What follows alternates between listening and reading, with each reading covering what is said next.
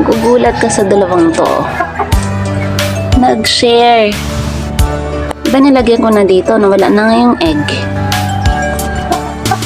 Nakita ko kasi nung last time bumulong na naman dito sa baba. Diyan. Tinahapon na naman. Ayan o. Nag-share sila. Ang laman yan, isang egg lang yan for sure. Isa na lang yan. Nag-stop na si Princess mag-egg.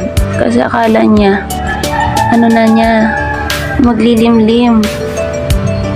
Si Tisay talaga naglilim. Si Chiki talaga naglilimlim na. Share kayo dyan? Ayaw nyo nito? Nako, mabubuo talaga yan ng buo. Hayaan na lang natin. Basta nandyan. If gusto nilang mag-ano, andyan lang yung isa. Parehong fruit basket lang yan, pero mas gusto niyo yung luma. Ayun na. Mas malaki nga ito eh.